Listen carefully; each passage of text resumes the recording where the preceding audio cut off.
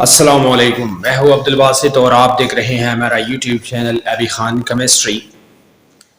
आज का हमारा टॉपिक है formulas required for the calculation of identities in stoichiometry. अब इससे पहले हमने स्टैचोमेट्री में बहुत सी टॉपिक्स कर चुके हैं। स्टैचोमेट्री में हमने सबसे पहले जो टॉपिक किया था वो स्टैचोमेट्रिक टर्मिनोलॉजीज के बारे में किया था, फिर मॉलिक्यूलर मास के बारे में, फार्मूला मास और एटॉमिक मासेस, एटॉमिक नंबर और मास नंबर जो है और उसको कैसे कैलकुलेट करना है, कैसे आइडेंटिफाई करना है। तो आज का हमारा जो टॉपिक है ये स्टैचोमेट्री चैप्टर से रिलेटेड है और स्टैचोमेट्री में जितनी भी कैलकुलेशंस है, मिसाल के तौर पर नंबर ऑफ बॉन्ड्स आप कैसे कैलकुलेट करेंगे, नंबर ऑफ मॉलिक्यूल्स कैसे कैलकुलेट करेंगे, नंबर ऑफ एटम्स कैसे कैलकुलेट करेंगे, नंबर ऑफ आयंस कैसे कैलकुलेट करेंगे, वाटर ऑफ हाइड्रेशन जो है, वाटर ऑफ हाइड्रेशन ये आप कैसे कैलकुलेट करेंगे। तो इसी के हवाले से आज वो सब फार्मूले हम करेंगे जिन जिन फार्मूले के ऊपर जो है स्टैचोमेट्री डिपेंड करता है और स्टैचोमेट्री में यूज्ड होता है। जितनी भी क्वांटिटीज जो हैं वो हम आइडेंटिफाई करते हैं या उसके बारे में कैलकुलेशन करते हैं, तो उस कैलकुलेशन के लिए जितनी भी फार्मूले यूज होते हैं आज हम वो फार्मूले जो है वो एक्सप्लेन करेंगे, उसके बारे में आपको बताएंगे कि कौन कौन से फार्मूले यूज होते हैं और ये किस तरीके से हम इसे मुख्तलिफ किस्म की आइडेंटिटीज को कैसे कैलकुलेट करेंगे। अच्छा जी, आते हैं, स्टार्ट करते हैं अपने टॉपिक को। Formulas required for the calculation of identities in stoichiometry. तो सबसे पहला टॉपिक जो है वो इसमें है, सबसे पहले फर्स्ट वन टॉपिक है मोल कन्वर्जन या calculation of number of moles, calculation of moles. Number of moles को ये बहुत आसान है, बहुत इजी है। चैप्टर में ऑलरेडी पहला टॉपिक जो है वो मोल के हवाले से है, लेकिन मोल को कैलकुलेट कैसे करेंगे, कैलकुलेशन ऑफ मोल्स जो है वो किस तरीके से करेंगे। तो इसके लिए हमारे पास फार्मूला है, number of moles n is equal to mass in grams divided by molecular mass. अब इस फार्मूले के जरिए मास जो है वो आपको, मिसाल के तौर पर एक क्वेश्चन है और उसमें आपको मास दिया गया है और उस कंपाउंड का आपको या मॉलिक्यूल का आपको बताते हैं कि इनके नंबर ऑफ मोल्स जो है ये मास आप नंबर ऑफ मोल्स में कन्वर्ट कर दीजिए। तो इसके लिए हमारे पास ये फार्मूला यूज होता है। ये है नंबर ऑफ मोल्स का सिंबल है और ये है मास इन ग्राम्स, जो कि मास जो वजन उस मॉलिक्यूल का, उस सब्सटेंस का आपको दिया हुआ होता है, ये वही मास है। और ये मोलर मास है, मॉलिक्यूलर मास है, जो कि कंपाउंड और मॉलिक्यूल का कलेक्टिव एटॉमिक मासेस जब हम सम करते हैं वही मॉलिक्यूलर मास है। तो इस फार्मूले से हम क्या कर सकते हैं, हम कैलकुलेशन ऑफ मोल्स जो है वो कर सकते हैं, उसी मास को हम नंबर ऑफ मोल्स में कन्वर्ट कर सकते हैं। अच्छा जी, इसके बाद आता है 2 number, calculation of mass. Calculation of mass को किस तरीके से करेंगे, कैलकुलेशन ऑफ मास। तो मास के लिए भी यही फार्मूला है, लेकिन इसमें थोड़ा सा चेंजेस हैं। मास के लिए हमारे पास चाहिए होता है नंबर ऑफ मोल्स और मॉलिक्यूलर मास। तो मास इन ग्राम्स जब हम कैलकुलेट करते हैं तो इसके लिए सबसे पहला चीज चाहिए नंबर ऑफ मोल्स और दूसरा चाहिए मॉलिक्यूलर मास। तो ये फार्मूला जो है ये इससे डिराइव होता है, क्योंकि मास ये इस तरह डिराइव होता है, mass divided by molecular mass is equal to number of moles. और फिर मास को इसी ही लेफ्ट साइड पे रखते हैं, नंबर ऑफ मोल्स वही जगह पर है, लेकिन मॉलिक्यूलर मास को यहां से शिफ्ट करते हैं वहां राइट साइड पे। तो जब ये राइट साइड पे जाता है तो ये मॉलिक्यूलर मास मल्टीप्लाई में चला जाता है। यही फार्मूला है, इसी फार्मूले नंबर ऑफ मोल्स के फार्मूले से हम इसे कैलकुलेट कर सकते हैं। नंबर ऑफ मोल्स के फार्मूले से हम इसे कैलकुलेट कर सकते हैं। अच्छा जी, इसके बाद आते हैं तीसरे नंबर पर। तीसरे नंबर पर आता है नंबर ऑफ पार्टिकल्स को कैसे कैलकुलेट करते हैं। नंबर ऑफ पार्टिकल्स, ये हो गया हमारा number of calculation of mass और ये हो गया कैलकुलेशन ऑफ मोल्स। अब इसके बाद तीसरा फार्मूला आता है स्टैचोमेट्री में, जो कि बहुत ज्यादा यूज होता है वो है number of particles, calculation of particles. तो कैलकुलेशन ऑफ पार्टिकल्स के लिए चाहिए calculation of third one, calculation of particles.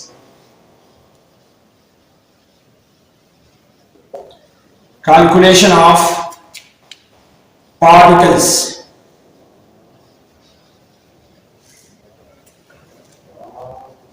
Calculation of number of particles. Particles में आप क्या क्या आता है? पार्टिकल्स में एटम्स भी आते हैं, पार्टिकल्स में आयंस भी आते हैं, पार्टिकल्स में मॉलिक्यूल्स भी आते हैं, पार्टिकल्स में फार्मूला मास भी आता है, पार्टिकल्स में फार्मूला यूनिट्स भी आते हैं, पार्टिकल्स में कंपाउंड भी आते हैं।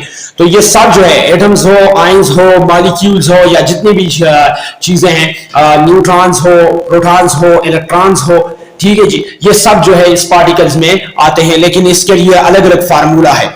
अगर हम सिर्फ पार्टिकल्स यहां पर मॉलिक्यूल्स की बात करते हैं सबसे पहले, तो इसके लिए जो जनरल फार्मूला है वो ये यूज होता है कि number of moles is equal to number of particles divide by Avogadro's number. Number of particles divide by Avogadro's number, ये जनरल फार्मूला है। इसी फार्मूले से अगर हमारे पास नंबर ऑफ पार्टिकल्स है तो हम इसे मोल्स में कन्वर्ट कर सकते हैं, और अगर साथ में हमारे पास number of particle, number of moles मौजूद है तो हम इससे नंबर ऑफ पार्टिकल्स कैलकुलेट कर सकते हैं। तो ये फार्मूला फिर चेंज होगा और ये फार्मूला इसी में आएगा, number of particles is equal to number of moles multiplied by Avogadro's number. ये फार्मूला फिर चेंज होगा। अगर हमारे पास नंबर ऑफ मोल्स है, एवोगाड्रोस नंबर जो है वो कांस्टेंट है, नंबर ऑफ मोल्स है एक सब्सटेंस का दिया हुआ है, और आप हमको बताते हैं उस क्वेश्चन में कि आप नंबर ऑफ पार्टिकल कैलकुलेट कर दें, तो उस नंबर ऑफ पार्टिकल्स के लिए ये फार्मूला जो है ये यूज होता है। और अगर नंबर ऑफ पार्टिकल्स दिए हुए हैं और आपको कहता है कि नंबर ऑफ मोल्स कैलकुलेट कीजिए, तो इसी फार्मूले से फिर हम नंबर ऑफ मोल्स जो है वो कैलकुलेट कर सकते हैं। तो इस फार्मूले के जरिए, इन दोनों फार्मूले के जरिए हम क्या कर सकते हैं, हम मोल टू पार्टिकल्स कन्वर्ट कर सकते हैं, कैलकुलेशन कर सकते हैं, और पार्टिकल्स टू मोल्स कैलकुलेशन जो है वो कर सकते हैं। अच्छा, इसके बाद आता है, ये थर्ड वन है, और इसके बाद आता है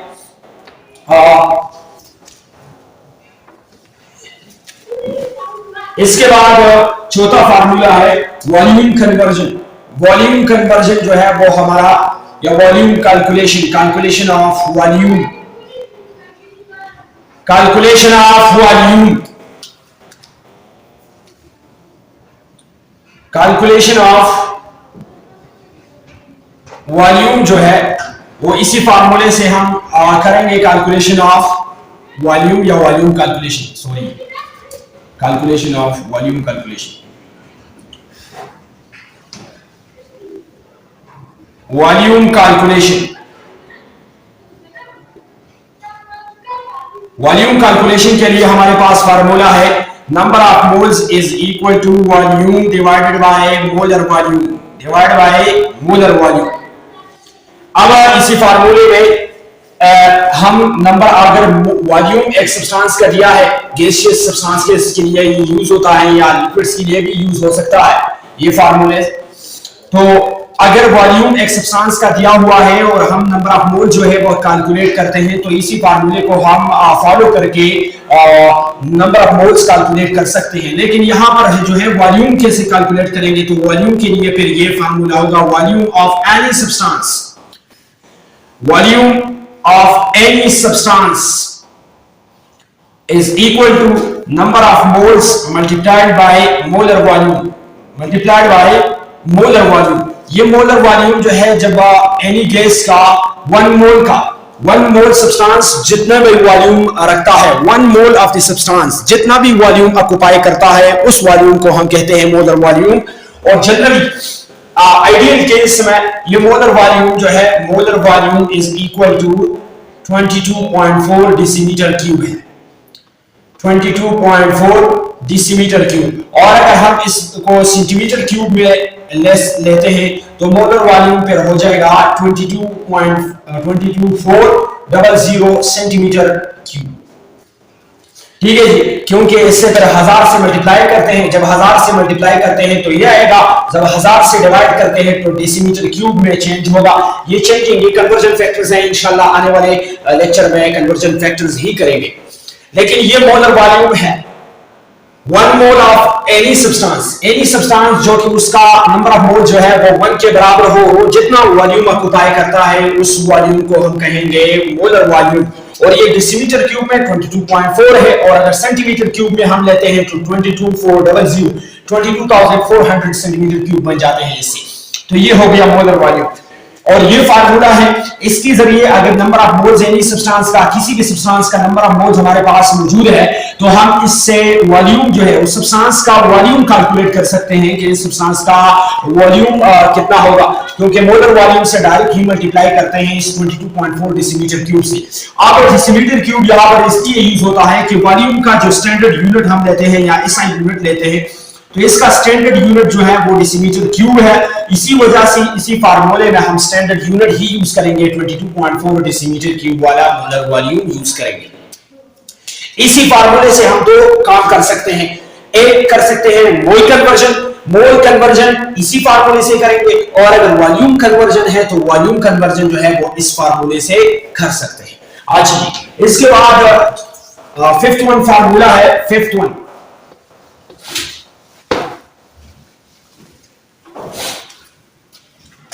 calculation of number of molecules, calculation of number of molecules या calculation of number of atoms। सबसे पहले calculation of molecules करते हैं, calculation of molecules।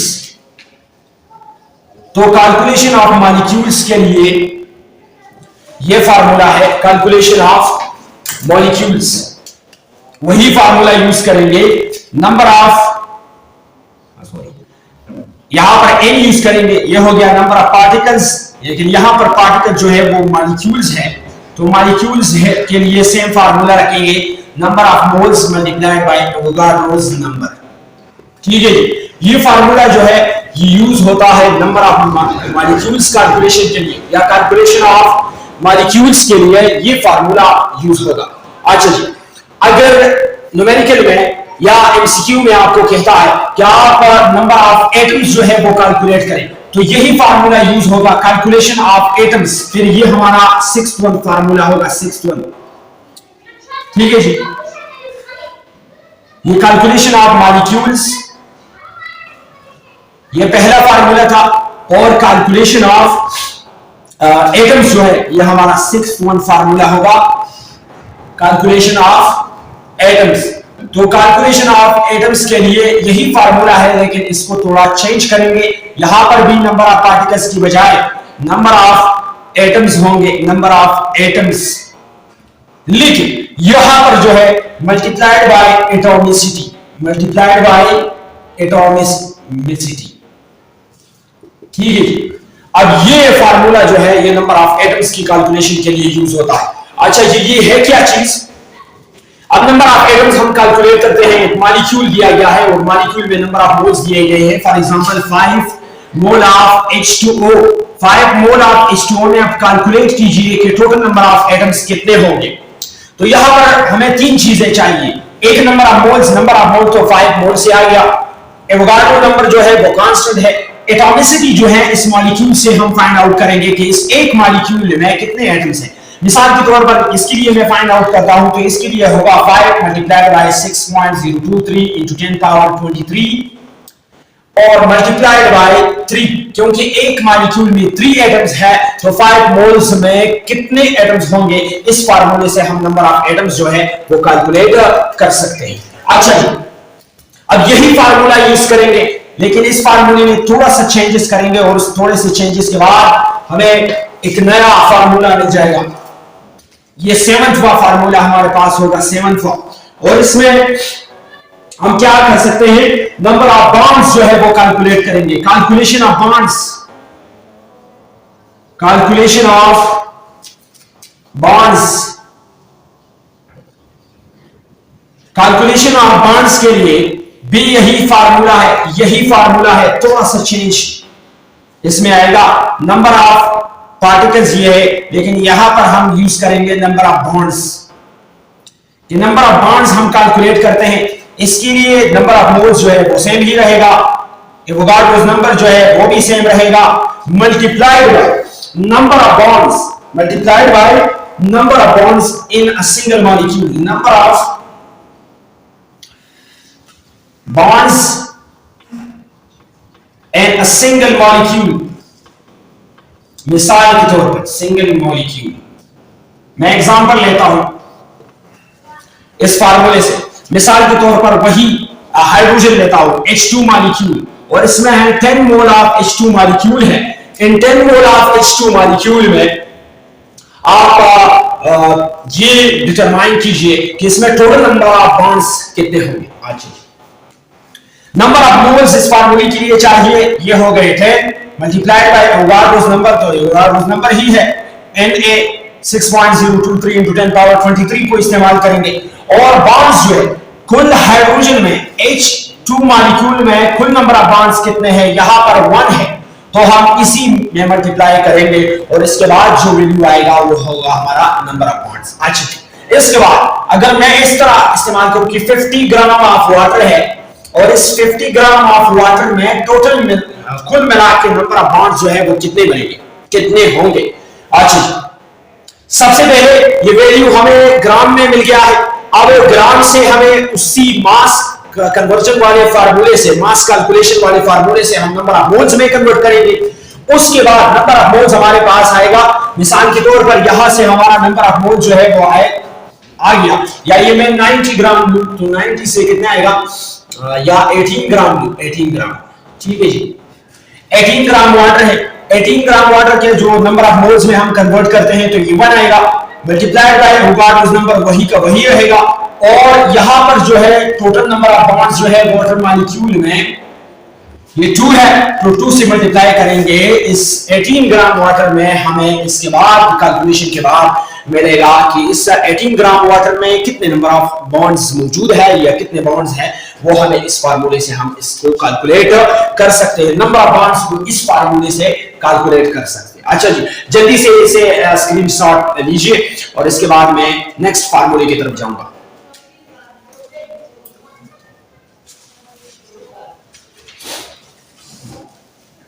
अच्छा जी, इसके बाद 8-1 फार्मूला हमारे पास है,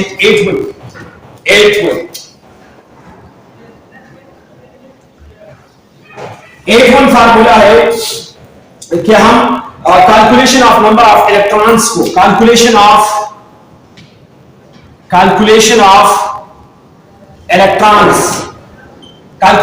इलेक्ट्रॉन्स कैसे करेंगे।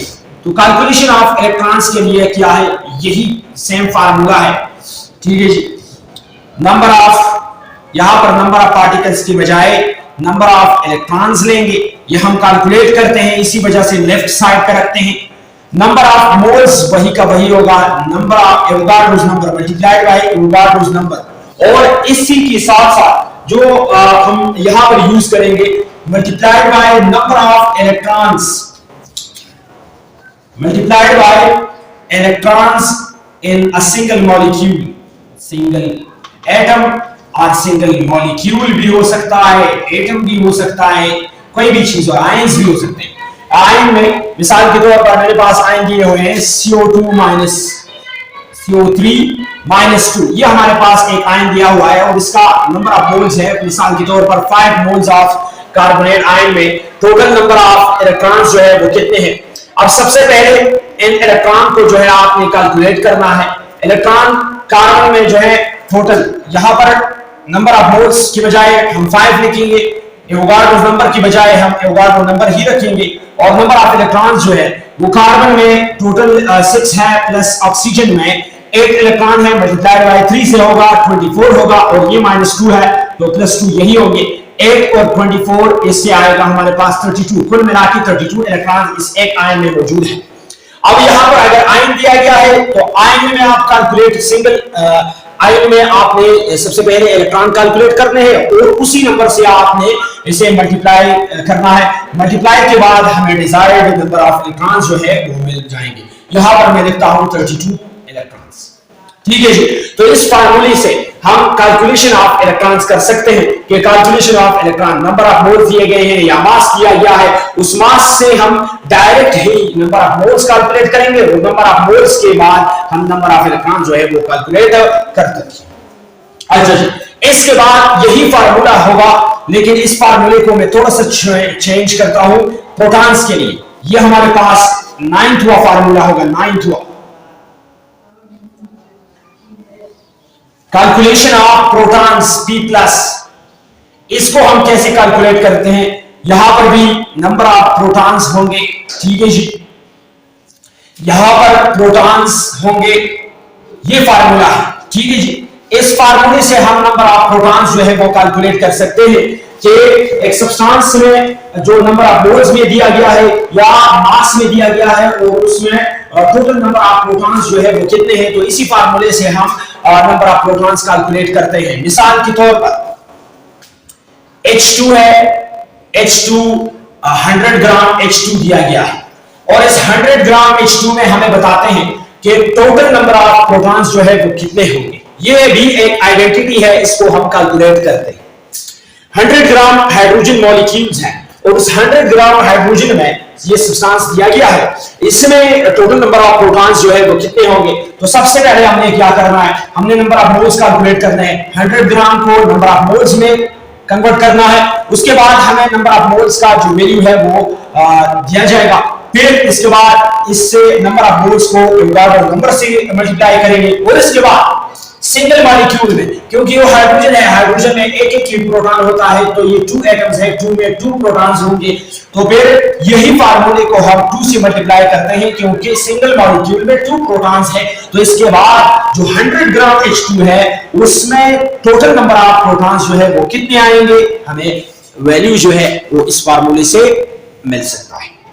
अच्छा जी, इसके बाद अगर यही फार्मूला है और इस फार्मूले को मैं थोड़ा सा चेंज करता हूं और charge on line, calculation of charge, charge की तरफ जाएंगे, कैलकुलेशन ऑफ चार्ज। ये 10वां फार्मूला होगा, 10वां चार्ज, कैलकुलेशन ऑफ चार्ज को हम कैलकुलेट करते हैं। ठीक है जी, इसके लिए भी यही फार्मूला होगा, नंबर ऑफ n होगा, ठीक है जी। n यहां पर रखेंगे, हम चार्ज को कैलकुलेट करते हैं, ठीक है जी। Is equal to number of moles multiplied by Avogadro's number multiplied bye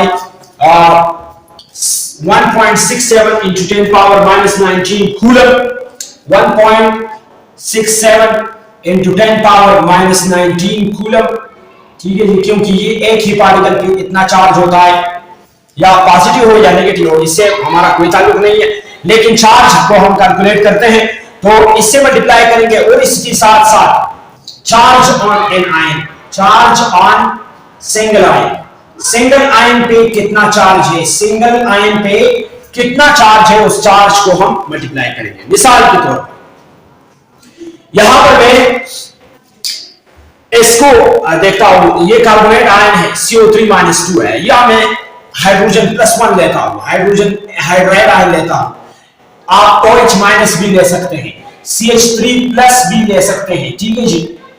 और इसी के साथ साथ NO3 ये ले सकते हैं आप, NO3-, ठीक है जी। और इसी के साथ साथ बहुत सारे ऐसे एग्जांपल आएंगे सामने इसके बाद कि हम इसमें चार्ज जो है वो कैलकुलेट करना होगा। तो ये इस फार्मूले से हम क्या कर सकते हैं, सबसे पहले नंबर ऑफ मोल्स है, नंबर ऑफ मोल्स को मल्टीप्लाई करेंगे एवोगाड्रो नंबर से, फिर ये पर चार्ज जो है इतना चार्ज होता है, पर चार्ज या पर पार्टिकल इतना चार्ज होता है, तो हम ये इससे जरूर मल्टीप्लाई करेंगे।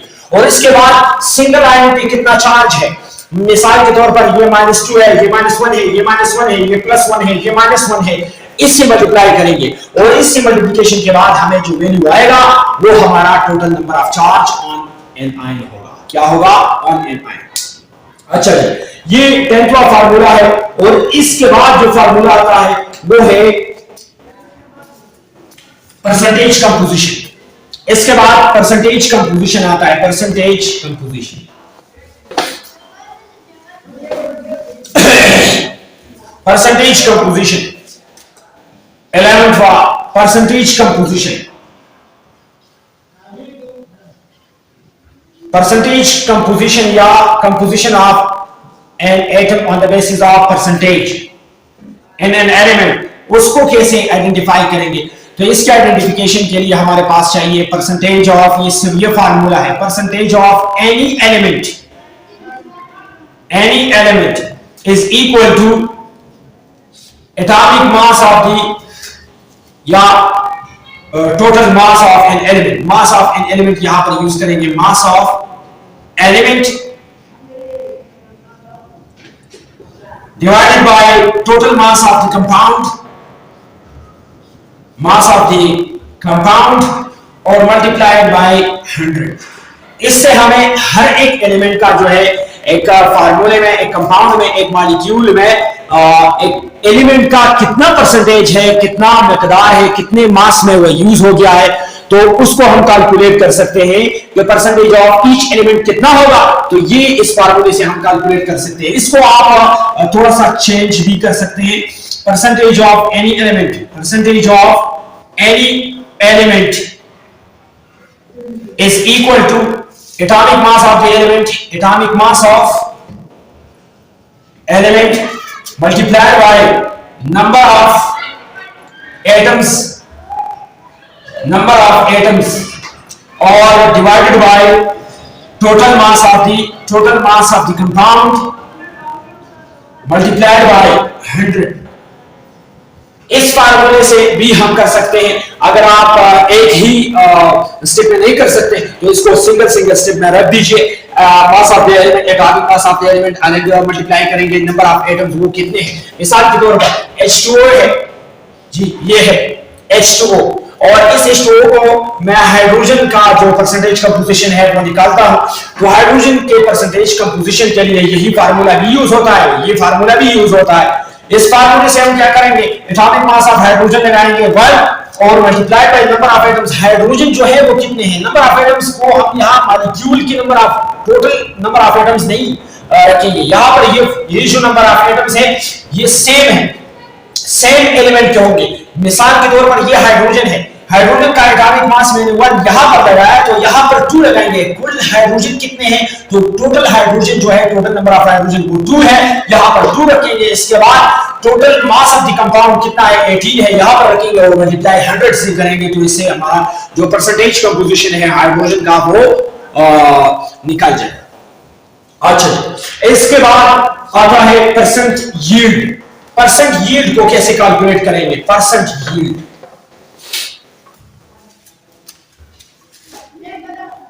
ये होगा 12th one formula 12th one, percent yield. तो परसेंट यील्ड जो है ये इस चैप्टर का, स्टेशनरी चैप्टर का बिल्कुल लास्ट टॉपिक है, परसेंट यील्ड। परसेंट यील्ड के लिए यही फार्मूला है कि percent yield is equal to actual yield, ठीक है जी, actual yield divide by theoretical yield, theoretical yield multiplied by 100। इससे हमें परसेंट यील्ड मिलेगा। परसेंट यील्ड है क्या चीज? ये एक रिएक्शन का हमें एफिशिएंसी बताएगा कि इस रिएक्शन का एफिशिएंसी कितना है, इस रिएक्शन में हमें कितने मकदार में, कितने परसेंट में हमें प्रोडक्ट मिलता है। तो इस परसेंट यील्ड से हमें ये कैलकुलेट कर सकते हैं और ये डिटरमाइन कर सकते हैं, ये आइडेंटिफाई कर सकते हैं, ये मालूम कर सकते हैं, या ये इंफॉर्मेशन इस फार्मूले से हमें मिल जाएगा कि इस रिएक्शन का जो एफिशिएंसी है, जो प्रोडक्ट बनाने का मकदार है या क्वांटिटी ऑफ द प्रोडक्ट है, वो हमें पता चल जाएगा कि कितना प्रोडक्ट हमें इस रिएक्शन से मिलता है। इस फार्मूले से ये जो है ये एक्चुअल यील्ड है। मिसाल के एक रिएक्शन है और इस रिएक्शन में टोटल कितना प्रोडक्ट जो है वो मिल जाता है, उस प्रोडक्ट को हम लेंगे डिवाइड बाय थ्योरेटिकल यील्ड को लेंगे और मल्टीप्लाई 100 से, तो परसेंट यील्ड हमें मिलेगा। और परसेंट यील्ड से हमें मैंने आपको बता दिया कि और कुछ नहीं होता है, लेकिन हमें पता ये लग जाता है कि इस रिएक्शन का एफिशिएंसी कितना है, मतलब ये कि इस रिएक्शन से हमें कितने मकदार में प्रोडक्ट मिल सकता है। अच्छा जी, इसके बाद 13th फार्मूला है, 13th फार्मूला X11, ये फार्मूला है। अच्छा जी, एएमयू को ग्राम में, कन्वर्जन ऑफ एएमयू टू ग्राम, ये कन्वर्जन है, ठीक है जी, कन्वर्जन। एएमयू को हम ग्राम में किस तरह कन्वर्ट करते हैं, तो एएमयू को जब हम ग्राम में कन्वर्ट करते हैं, इसके लिए हमारे पास जो फार्मूला यूज होता है कि 1 AMU इज इक्वल टू, इसके लिए ये फार्मूला यूज करेंगे, 1 AMU is equal to 1.601 multiplied by 10 raise to the power -24 gram. अच्छा जी, बाज एमसीक्यूज में एमडीकेट में ये आता है कि आप ये एएमयू इतने हैं या ग्राम इतने हैं, तो इसको हम एएमयू में कैसे कन्वर्ट करते हैं, या एएमयू दिया गया है, एक मास होता है वो एएमयू में आपको दिया गया है और आपको कहता है न्यूमेरिकल में कि ग्राम में कितना हो जाएगा, ग्राम में मांगता है, ठीक है जी। तो हम इस रिलेशन के जरिए, इसके लिए रिलेशन जरूरी है और ये रिलेशन है, इस रिलेशन से हम एएमयू को ग्राम में कन्वर्ट कर सकते हैं, ठीक है जी।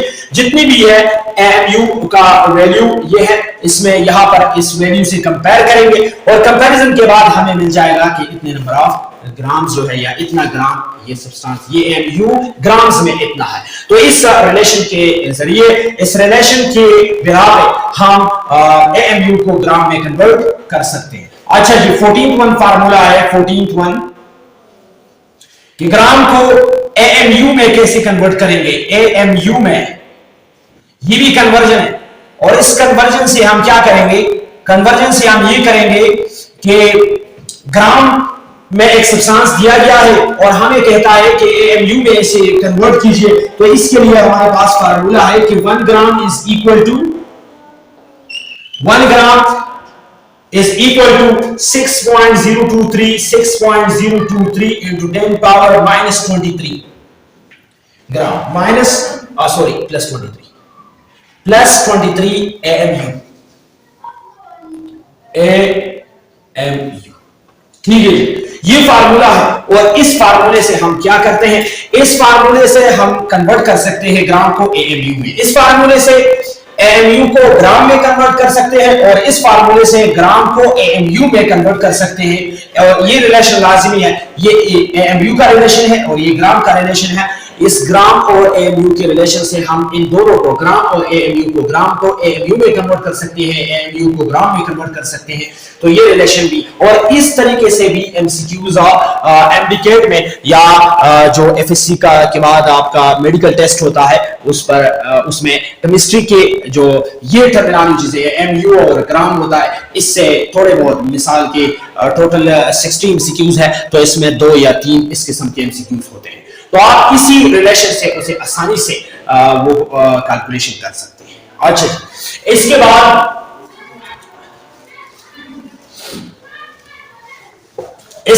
क्या है,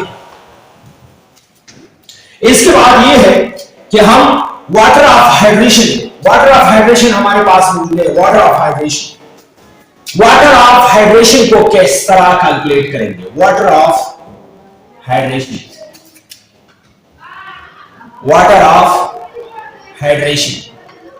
तो ये लाजमी पार्ट है इस स्टेशनरी के चित्र में। इस किस्म के एमसीक्यूज बिल्कुल, इस किस्म के फार्मूले जो है वो बिल्कुल नहीं है, लेकिन मिसाल के तौर पर एक क्वेश्चन आपको दिया गया है, एक क्वेश्चन है, या मैं एक सिंपल एग्जांपल लेता हूं, ठीक है जी, कि कॉपर सल्फेट और .XH2O है, ये हमारे पास, ये आपको एक न्यूमेरिकल दिया गया है और इसमें ये फार्मूला है, ठीक है जी, ये water of hydration.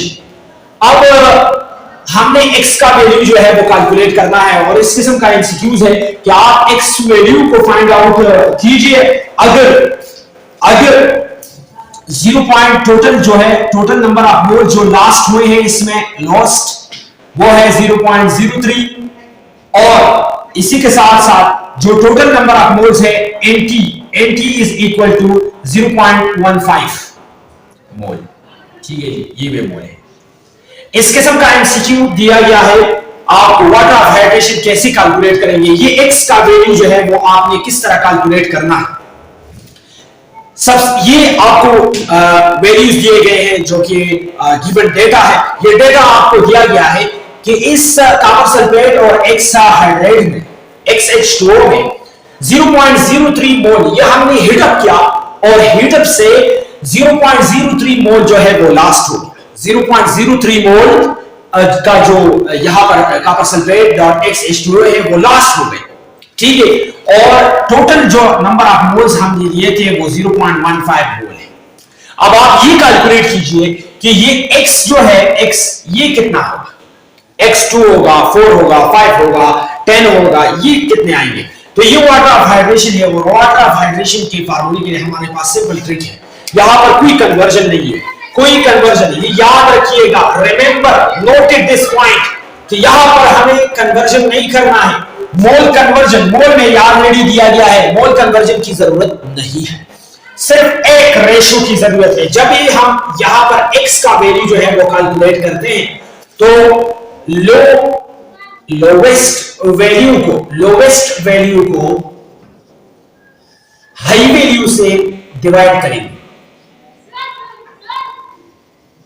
Lowest value को हाई वैल्यू से डिवाइड करेंगे। ये हो गया हमारा वाटर ऑफ हाइड्रेशन, या हम यहां पर ये भी लिख सकते हैं कि SXH2O is equal to low value delta दूसरा यहां पर लो लिखेंगे, लो, और यहां पर भी वैल्यू लेंगे लेकिन यहां पर हाई लिखेंगे। लोवेस्ट वैल्यू को हाई वैल्यू से डिवाइड करेंगे और इसके बाद जो वैल्यू आएगा वो ये x होगा। अच्छा, यहां पर मिसाल के तौर पर मैं ये लिखता हूं, यहां पर आएगा x का वैल्यू, तो जो लो वैल्यू है वो है 0.03 और 0.03 को 0.15 से डिवाइड करते हैं तो इससे आएगा x इज इक्वल टू तकरीबन कितना आएगा, इससे हमारे पास जो वैल्यू आएगा वो आएगा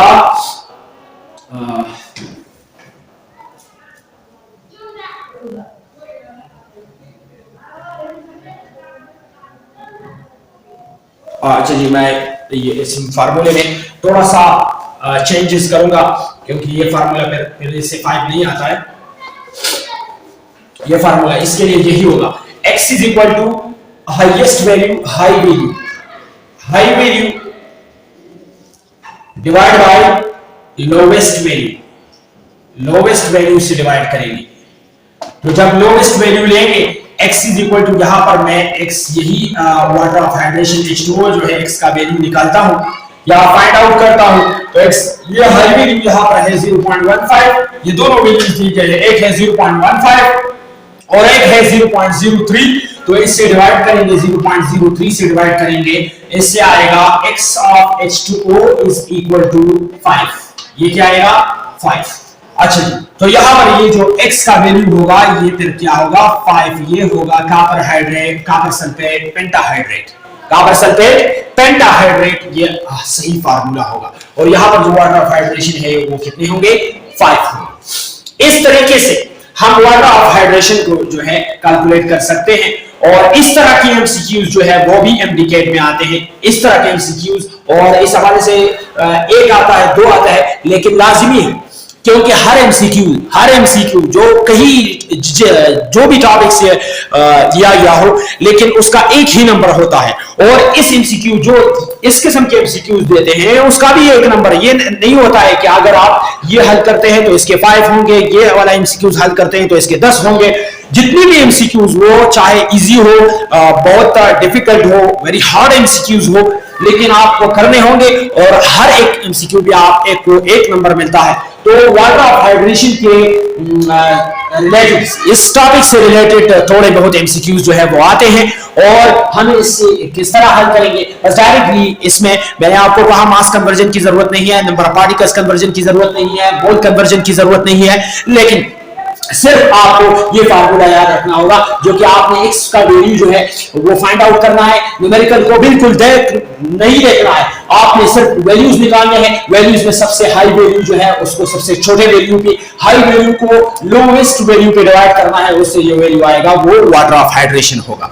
अच्छा जी, ये था हमारा आज का टॉपिक जो कि ये बहुत लाजिमी है स्टोइचियोमेट्री के लिए, बहुत लाजिमी है। ये चैप्टर नंबर 1 से ताल्लुक रखते हैं। स्टोइचियोमेट्रिक आइडेंटिटीज इस फार्मूले से, इन फार्मूले से जो मैंने डिस्कस की, एक्सप्लेन की, इन फार्मूले से हम इसे कैलकुलेट करते हैं और ये MDCAT में एमसीक्यूज में जो एमसीक्यूज आप हल करते हैं उसके लिए डायरेक्ट ही एक ट्रिक होना चाहिए, और ये फार्मूलेज जो है, ये फार्मूलाज आपको मेमोराइज करना है, और ये एक ट्रिक है आपके पास, ये आपका स्ट्रेंथ होगा। अगर आपके पास फार्मूलाज है तो आप स्टेशोमेट्री के मुताबिक, स्टेशोमेट्री से रिलेटेड जितनी भी एमसीक्यूज है वो आप डायरेक्ट ही जस्ट 5 मिनट्स में आप उसे हल कर सकते हैं।